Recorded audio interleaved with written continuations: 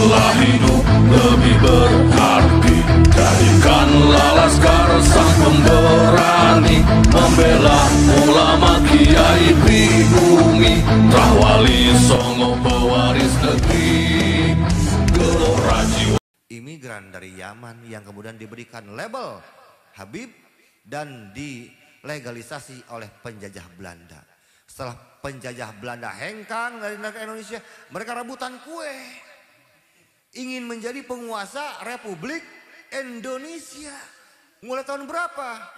Mulai tahun 1928 sampai saat ini. Siapa mereka? Ba'alawi. Karena itu wajib dicurigai.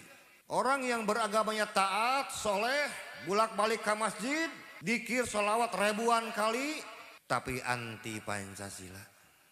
Konsep Pancasila adalah sebagian ruh dari sekarang konsep Risalatul Madinah yang berisi 56 sampai dengan 58 kesepakatan Kanjeng Nabi Muhammad dengan para kabilah di zamannya, dan ruhnya dibawa oleh para founding father, para ulama kita. Jadilah Pancasila. Jadi ini adalah ruhnya. Jadi Pancasila min sunnati Nabi Muhammad SAW. Pancasila adalah sebagian dari sunnahnya Kanjeng Nabi Muhammad SAW. Bahkan hukumnya wajib di Indonesia. Assalamualaikum warahmatullahi wabarakatuh.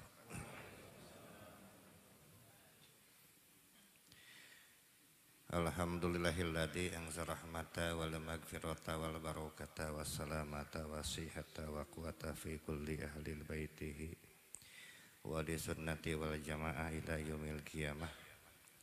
Asyhadu an la ilaha illallah wahdahu la syarika lah, ilahan wahidan hadan samadan, lam yattakhid sahibatan wala walada, wa lam yakul lahu kufuwan ahad, wa asyhadu anna Muhammadan sayyidina Muhammadan alladzi ja'ala rahmatan fid dunya wa rahmatan fil akhirah. Allahumma shalli ala sayyidina Muhammad wa ala ali sayyidina Muhammad, amma ba'du. Alhamdulillah, segala puja dan puji tetap milik dan bagi Allah semata. Shalawat dan salam pun selamanya tetap menjadi milik Kanjeng Nabi Muhammad sallallahu alaihi wasallam, kepada keluarganya, kepada sahabatnya dan umatnya hingga akhir zaman. Mohon maaf kepada semua dulur apabila pada saat ini saya berpakaian kurang rapi, karena niat dari Bandung ke sini pun bukan mau ceramah, Gus. Jadi musafir.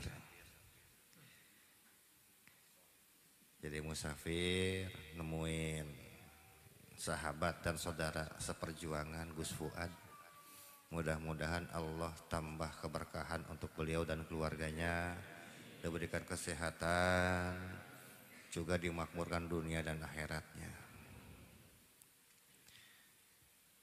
Mungkin yang ingin saya sampaikan, kan tadi permintaan Gus Fuad sedikit saja, ya sedikit aja sudah. Akan panjang-panjang, kalau misalnya panjang ya dipanjangin gitu. Jadi ingin sedikit membahas tentang yang dibacakan tadi dalam kitab Maulid ini, tentang Kanjeng Nabi Muhammad.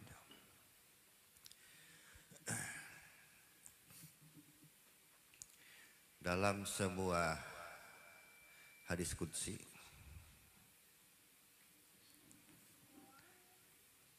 dalam riwayat lain dikatakan bahwa kutipan ini adalah translate yang diambil dalam kitab Taurat. Bahwa Allah berfirman pada Kanjeng Nabi Muhammad SAW, ya Muhammad, wa ma arsalnaka illa rahmatan lil alamin. Wahai Muhammad, tidaklah engkau aku utus ke muka bumi ini kecuali menjadi rahmat untuk sekalian alam. Faqala Nabi SAW, ya Rabbi, anta khalaqas samawati wal ardi minni. Wahai Tuhanku, engkau telah menciptakan bumi dan langit untukku. Jadi kita mengetahui bahwa maksud ayat itu adalah penciptaan langit dan bumi hanya diperuntukkan untuk kekasihnya itu Kanjeng Nabi Muhammad SAW. Fanta khalaqas samawati wal ardi minni. Fanta min hada. Lalu engkau untuk siapa? Faqala ta'ala, kemudian Allah kembali berfirman, ya Muhammad, fa inni mansol alaika walau sitajaltu amron jami'an. Wahai Muhammad, sesungguhnya aku ini hanya diperuntukkan untuk orang-orang yang bersalawat kepadamu. Andaikan aku mau, aku akan jadikan urusan semua orang-orang yang bersalawat kepadamu, engkau saja yang urus. Faqala Nabi sallallahu alaihi wasallam, la ya Rabbi, fa anta arham bihim minni, fa ini abduka dhaif. Jangan begitu Tuhanku. Asik sekali dialognya. Jangan begitu Tuhanku. Engkau sesungguhnya lebih penyayang kepada mereka daripada diriku. Aku ini hanya seorang hamba yang dhaif, kata Kanjeng Nabi Muhammad SAW. Ya Rabbi, fa inni minka. Wahai Tuhanku, sesungguhnya ini aku hanya diperuntukkan dirimu. Fa ini min hada. Lalu aku ini untuk siapa? Lihat jawaban Allah pada Nabi Muhammad. Ya Muhammad, anta waliyan habibi. Engkau adalah kekasihnya kekasihku. Tidak pernah ada percakapan seromantis ini yang saya ketahui tentang Allah dengan kekasihnya. Dari zaman Nabi Adam alaihissalam sampai zaman Kanjeng Nabi Muhammad SAW, Allah tidak pernah sekalipun menggunakan kalimat Habib dan Habibi kecuali kepada Kanjeng Nabi Muhammad SAW. Kenapa? Karena memang hanya Allah dan Kanjeng Nabi Muhammad yang memiliki hubungan yang sangat romantis, yang sangat dekat, yang luar biasa, yang tidak dimiliki oleh para nabi dan rasul yang lain. Ini adalah panggilan mutlak dari Allah hanya kepada satu orang makhluk yang dijadikan kekasihnya di antara semua kekasihnya dengan kalimat Habib. Kita lihat cucu Nabi Muhammad dipanggilnya apakah Habib atau Sayyid? Sayyidina Husain wa Sayyidina Hasan. Tiba-tiba saat ini muncul sebuah keturunan yang berasal dari kaum Samud dan kaum Ad dan maksa pengen dipanggil Habib. Oh iya.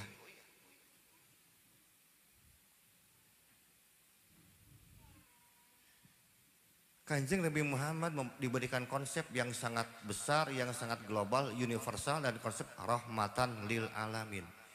Yang salah satu isinya adalah adanya egaliter, kesetaraan.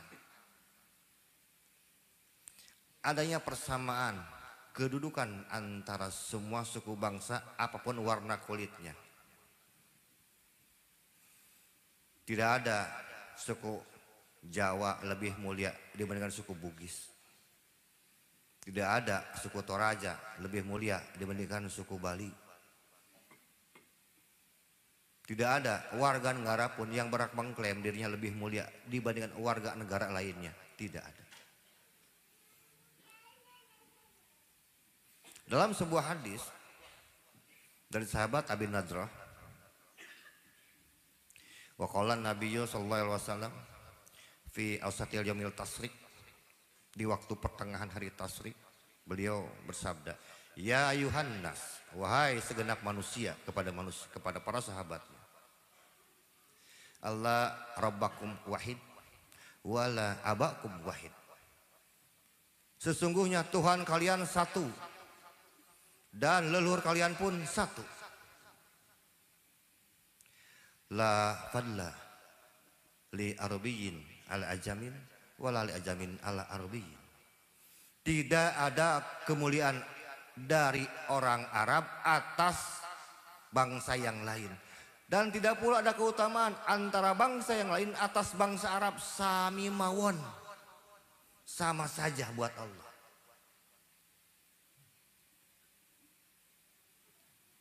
Tidak ada suku bangsa yang lebih tinggi dibandingkan suku bangsa lainnya.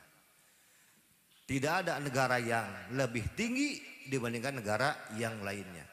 Baik Arab ataupun Arab buat Allah sama saja.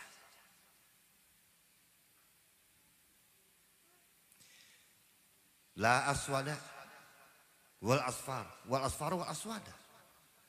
Tidak pula ada keutamaan dari orang-orang yang berkulit hitam atas orang yang berkulit merah. Maksudnya benua Afrika dan benua Eropa.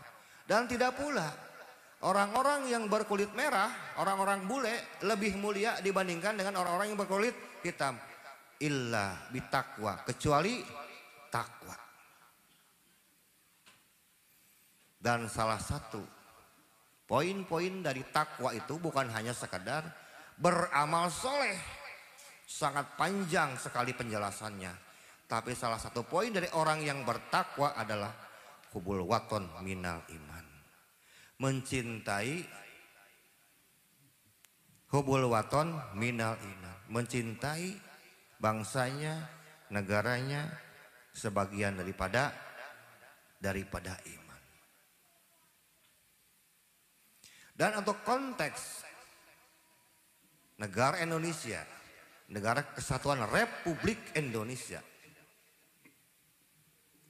ad-dinu bila Pancasila, kal jasadi bila ruh.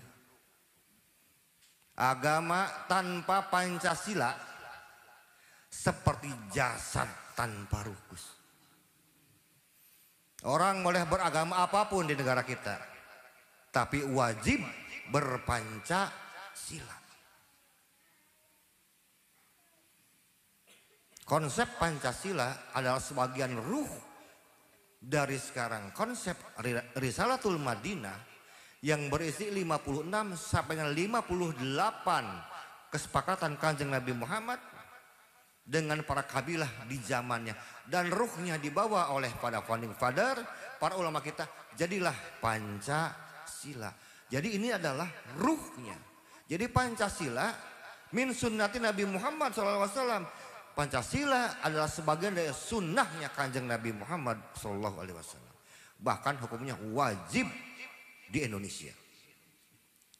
Saking hebatnya Pancasila, kita bicara fakta. Inilah pentingnya harmonisasi antara agama dan Pancasila di bumi Nusantara. Lihat negara Arab. Di mana pertama kali sekarang Jibril turun? Jazirah Arab. 124.000 nabi dan rasul diturunkan di mana? Jazirah Arab.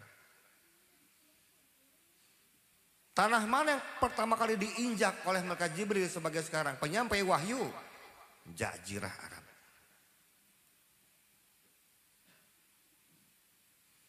Makam Nabi, Rasul di mana? Jazirah Arab. Pertanyaannya, lalu kenapa Jazirah Arab sekarang banyak yang porak-poranda? Lihat Suriah, Libya, Irak, Palestina, negaranya para nabi. Porak-poranda. Kenapa? Mereka hanya diajarkan tata cara beragama, tapi tidak diajarkan bagaimana cara mencintai tanah airnya sendiri. Dan inilah bukti kesaktian Pancasila hanya ada di negara Indonesia. Karena itu wajib dicurigai. Orang yang beragamanya taat, soleh, bolak-balik ke masjid, dikir sholawat ribuan kali, tapi anti Pancasila. Tidak mau mengamalkan nilai-nilai luhur Pancasila. Tidak mau hidup berbaur dengan orang-orang yang berbeda agama, berbeda suku. Hati-hati. Karena Kanjeng Nabi Muhammad mengajarkan kesatuan, united. Siapapun boleh hidup bermasyarakat. Berbeda agama, berbeda suku bukan sebuah alasan untuk tidak mencintai negeri dan bangsa kita sendiri.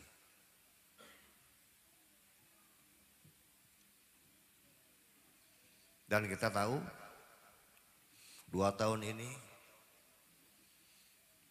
kita sedang mengalami penjajahan intelektual, penjajahan spiritual, dan nilai-nilai kemasyarakatan yang lain. Bhinneka Tunggal Ika sedang diobok-obok dari dalam. Ada sebuah kelompok yang merasa lebih tinggi dibandingkan kelompok lainnya.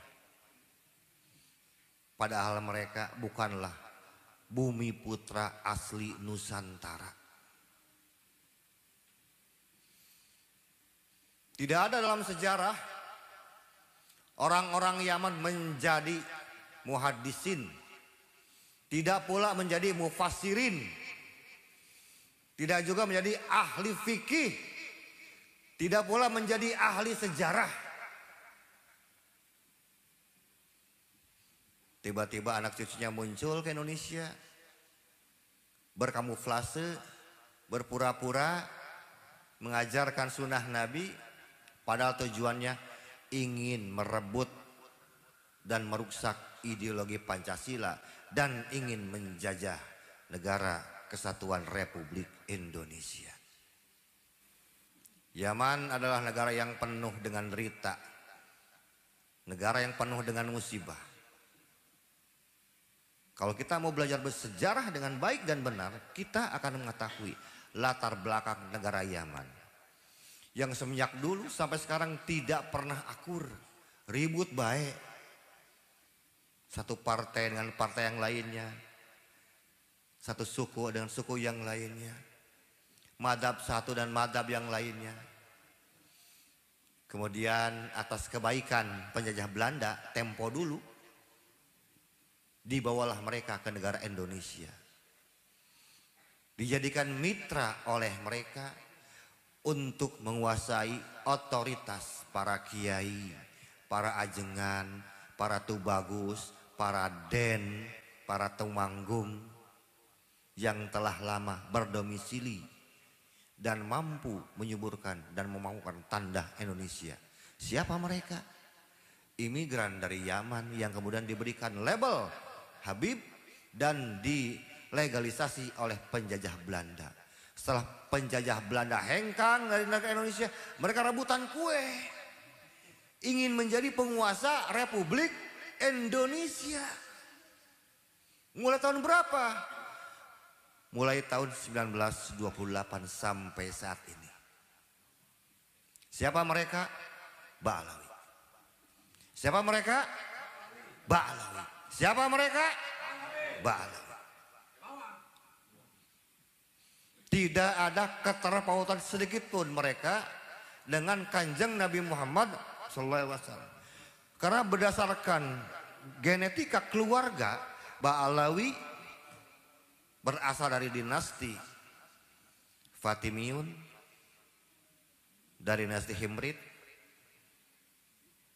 dari dinasti Ba'lewi, dari Bani Seba, Bani Katban, Bani Mu'in, dari kaum Samud, kaum Ad, Bani Iram, Bani Aus, bin Arfashad, bin Sam, bin Nuh.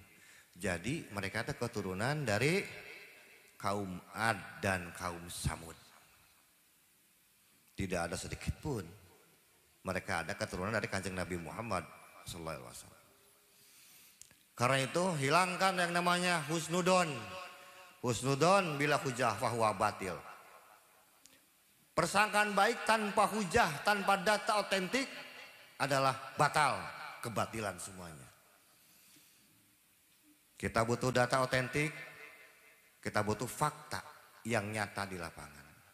Karena tidak mungkin pohon salak berbuah mangga. Tidak mungkin kelapa itu disebut dengan pohon toge. Selamanya DNA salak, ya salak. DNA-nya rambutan, ya rambutan. Orang mengaku punya DNA Kanjeng Nabi Muhammad, tapi kelakuan ya kayak gitu. Mustahil. Mungkin itu saja, Gus. Sebentar, kan dimintanya sebentar ya. Jadi mohon maaf atas segala kesalahannya. Ini mah bukan marah-marahin, mas akan senang dan semangat aja ketemu dengan beliau. Ini mah hadiah aja lah. Untuk salam silaturahmi dari orang Bandung. Hatur nuhun, wal muwaffiq, ilmi thoriq, wassalamualaikum warahmatullahi wabarakatuh.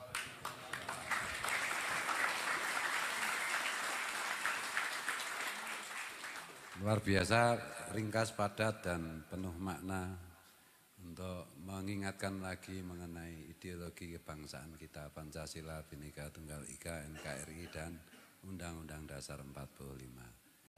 Kami adalah Laskar Sabilillah, tak akan gentar meskipun berkalang tanah. Demi bela agama, juga bela negara, ikhlas, jihad dan syahid bersama.